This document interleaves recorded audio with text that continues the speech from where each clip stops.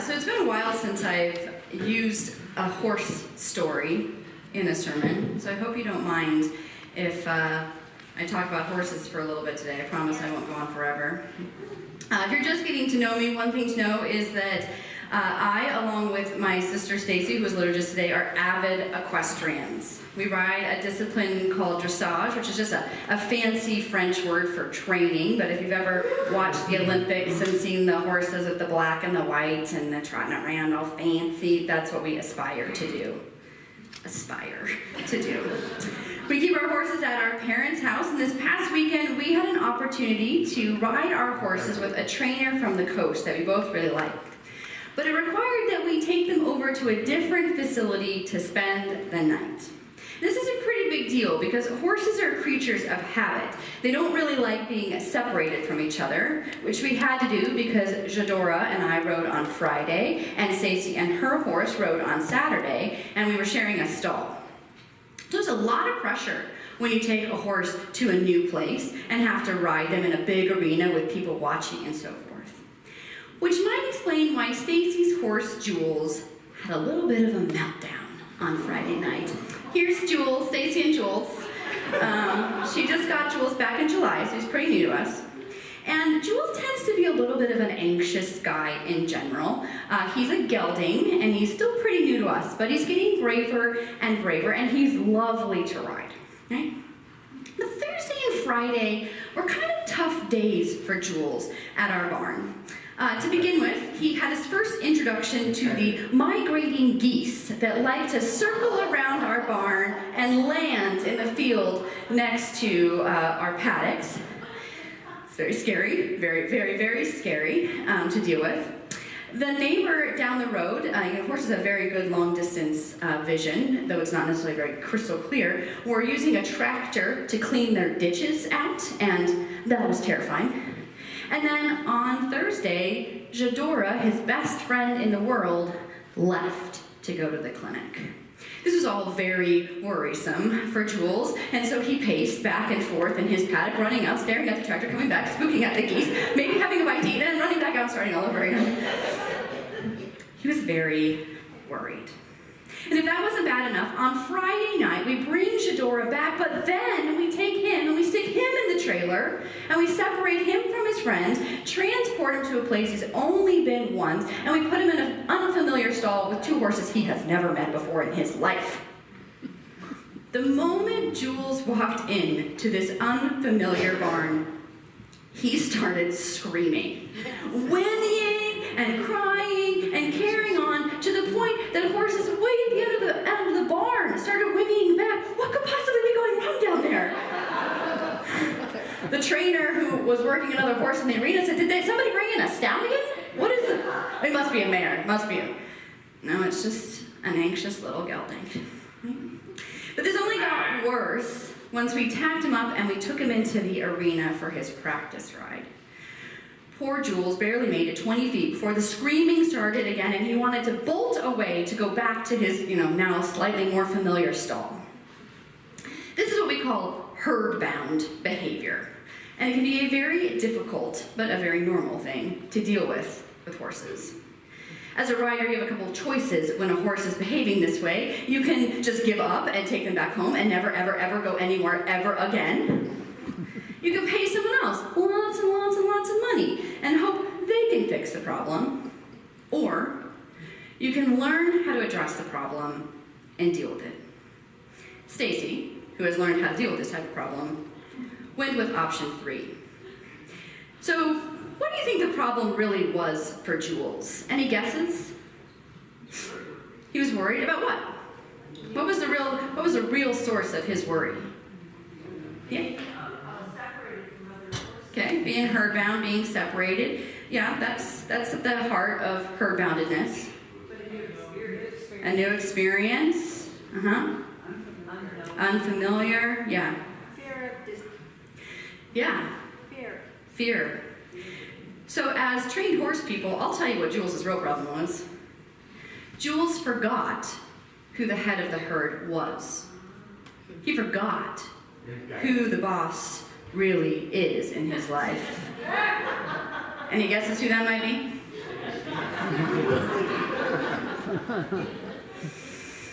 Here's the thing about horses. Horses are prey animals, right? They're always on guard. In a herd, though, there's usually an alpha, and it's usually a mare in the wild, and she's in charge of the entire herd, of determining what's safe and what's not. In other words, whether there's a reason to worry and be afraid or not. Now, you've probably seen some of those Planet Earth or National Geographic videos of a herd of zebras quietly and peacefully grazing with a bunch of lions right there, right? You've seen this, okay? And all is well, right? They're eating just fine. All is well until the alpha mare determines that the lion has gone from lazy to being a threat. And then the mare says, everybody run, and you run. And while they're grazing peacefully, the zebras have their eye on that alpha mare, keeping an eye to watch her body language. If she's eating quietly, things must be fine. If she says we need to run, we run. So if you're a horse, that's like a zebra, and you let your personal worries take over, and you act on them without her permission, and spook the herd without her permission, you're in pretty big trouble. Like, really big trouble. Because now you've created an unnecessary panic, and you are actually creating a more unsafe situation for everyone. Does this make sense? Okay. So what happens when you do that in a herd is that the alpha mare does exactly what you don't want, and she separates you from the herd. And she takes you for a little run over somewhere else. She runs you away from the herd. She works you and works you and works you until you demonstrate that you have understood, you have misplaced yourself in the herd. You have not respected her leadership. And horses do this a couple of ways. They put their head down, they blink, they chew, and they blow, right? These are all signs of a horse letting go of tension. And when you have properly shown that you understand you have so messed up, she'll let you back in the herd, and I guarantee you won't make that mistake very many more times. So this was the problem. Jules, who has been taught previously to view and respect Stacy as his alpha mare through previous training, has let his worries and his fears so consume him that he was disregarding Stacy's body language, which said, everything is just fine, man. Dude, it's just an arena. Calm down. And was having a complete screaming meltdown. So with the overly anxious Jules in hand, like a kite flying in the wind, Stacy did like an alpha mare, and she planted her feet and made him move around her in a circle. Moved his feet, ran him in a very small circle. You gotta make it very difficult, very small circle. And every time he cried out to his friend, she increased the workload. And when he showed a sign of relaxing, if he chewed a little, if he blinked a little, if he put his head down, if he blew out a little bit, she let him have a break and face her and ask him for his attention. And the second he whinnied again, the second his worries got to him, back on the circle. Back on the circle. Till he relaxed and focused. This went on for about 45 minutes. You gotta have patience when you're working with an anxious horse. But eventually it started to work. He could hold his focus on her a little longer in that moment of relaxation. He was able to let his worries go for just a moment. He was able to walk in hand. A reward is that you get to go off the circle and walk in a straight line, right? The pressure of the circle is off. And he'd go 10 feet before he screamed, and then it was 20 before he screamed, and then it was 40 before he screamed. And then eventually he went all the way around the arena, and Stacy was able to get on and walk him on a loose rein. And when he had finally gone all the way around the arena without any screaming and no drama, she halted him at the farthest point from where he wanted to be. And she waited. She just sat and she waited until he did the one thing he needed to do the whole time. And that is take a deep breath. Which he did. And then he chewed. I was like, what's the big deal, guys? I feel much better. Much better. So she got off, put him back in his stall with the friends he wanted to be with, and we left him alone for the night.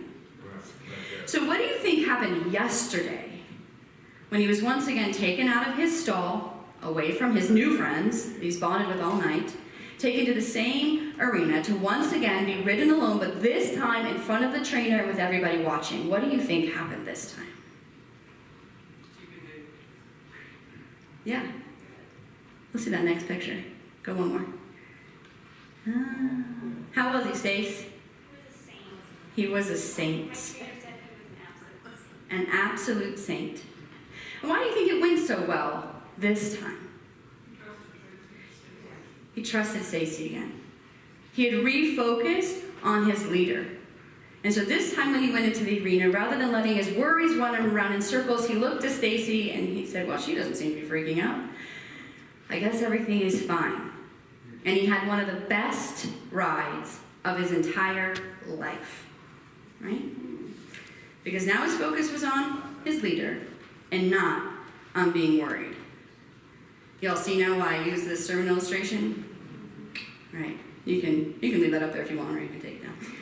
Now, I realize we are not horses, but in a lot of ways we're like them. We're herd animals, though we like to use words like family, community, or group rather than herd, right? We have a bit of a hierarchy, right? Parents give some leadership to kids, pastors give leadership to congregations, congregations give leadership to pastors. And we spend a lot of time worried.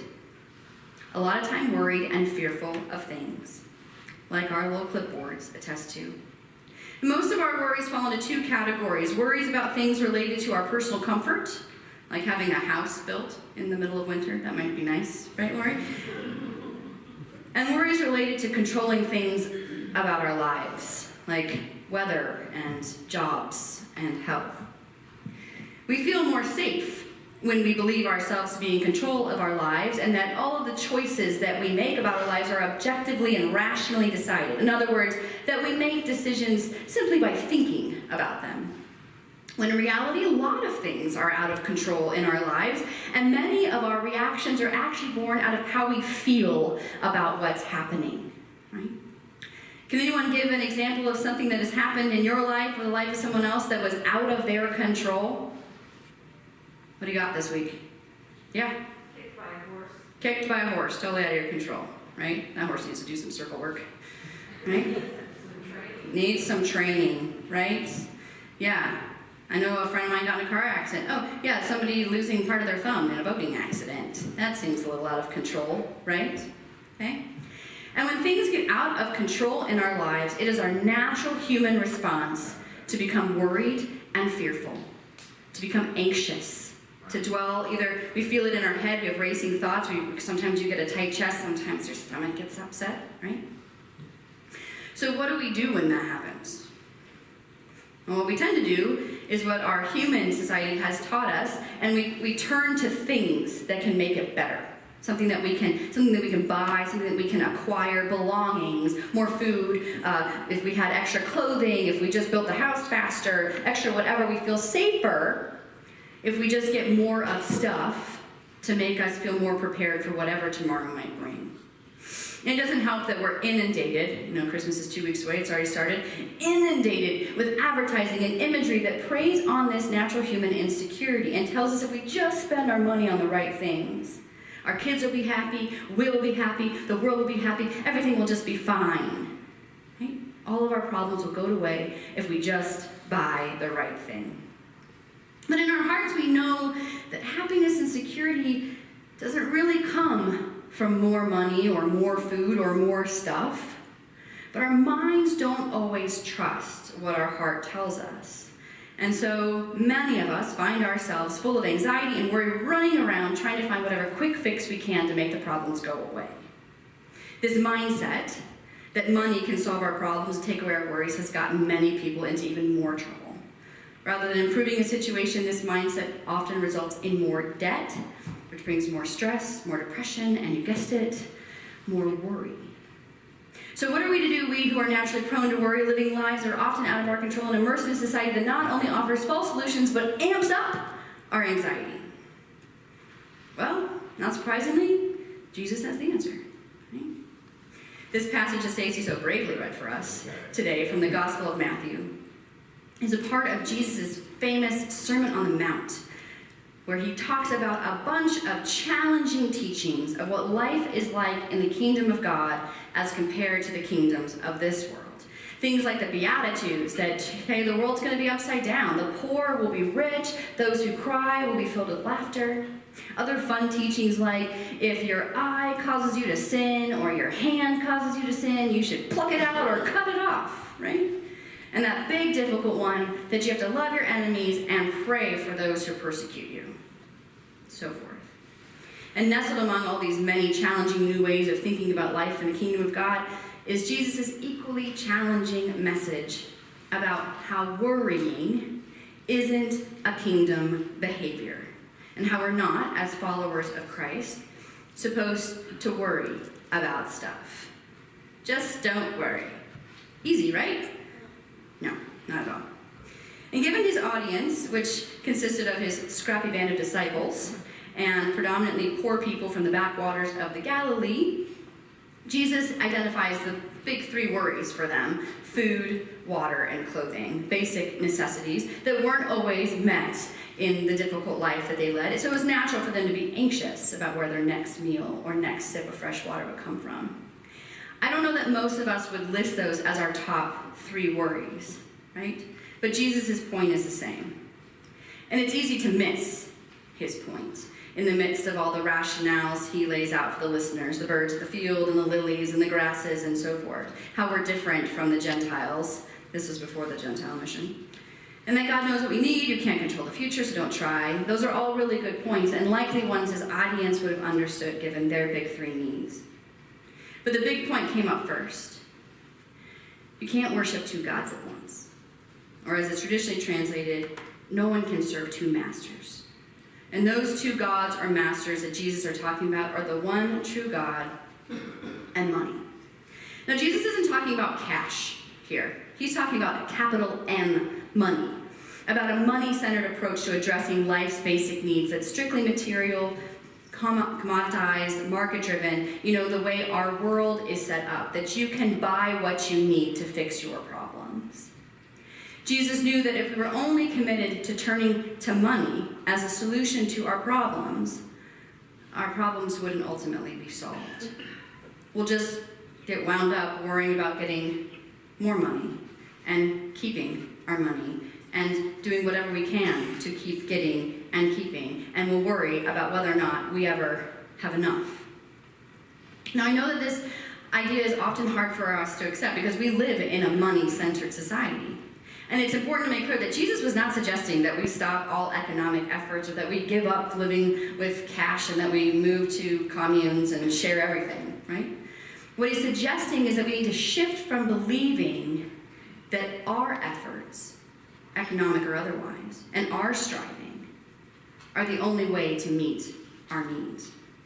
And that we need to shift to one of trusting in God to provide, and shift to believing that God is the one ultimately in control of our lives, rather than ourselves. In other words, Jesus is saying, look at the situation you're in, at what you're really worrying about. Look at it with God's eyes. Is it a situation you can control, or that God alone can control? Are your worries going to be solved by something that you can do? Or are they going to be solved by something that God is going to do through you or someone else? If either answer is no, then it's time to change where you're looking for help. So the problem isn't money or even our relationship to it. It's that we're choosing to turn to it instead of turning to God with the situations that cause our worries. Seen this way, our worrying can actually become evidence that we aren't trusting in God to provide for what we need. And we don't recognize that God is the only one truly in control of our lives.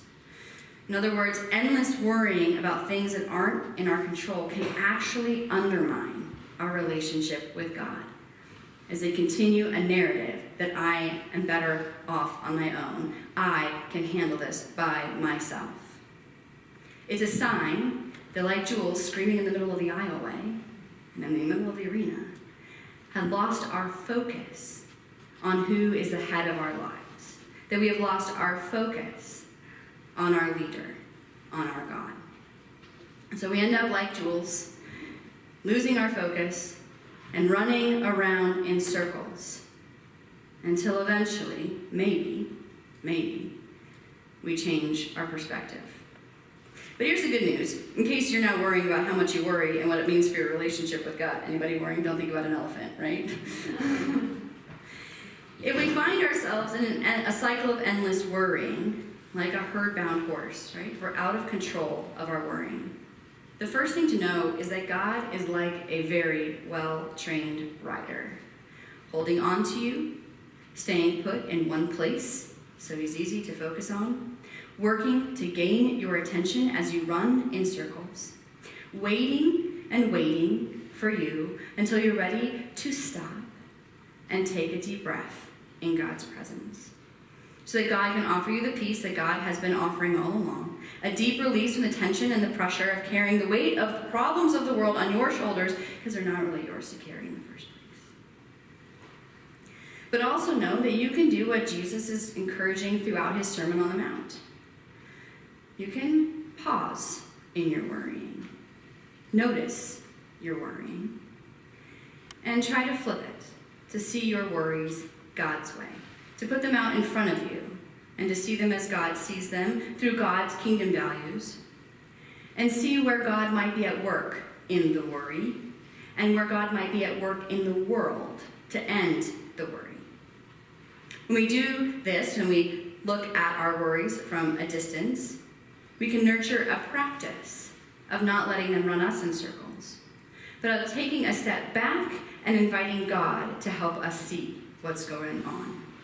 So that in good times, if we do this in good times, and when chaos strikes, when our life is truly out of control, we're already geared up, we're already trained, so that when we enter the arena of worry again, we can find that peace more quickly. And I guarantee Jules is going to have another rough day. But I guarantee, too, that the second he's put on the circle, he's going to go, oh, wait. I remember now. I should focus on her. So I want to give us a try with that. I promise I'm not going to run you in circles. You're probably running yourself in circles, right? But to take a few moments and to look at our worries, at our lives, at our world, through God's eyes. And to open our eyes to the ways in which God's kingdom is already emerging and changing the world around us, to rid it of the things we worry about. So during the children's moment, I asked the kids to collect a list of things that you are worried about. And I'm going to ask the kids to come back up and grab their clipboards. Come on up, those of you who helped.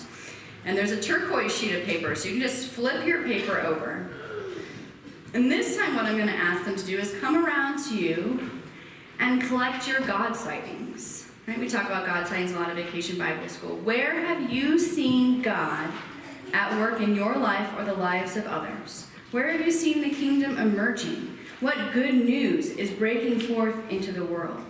What is God doing to relieve you of worry and to change the world from needing to worry? Okay? And then we'll hear what you have to say, and then we'll say amen. All right? Go forth, teams. And I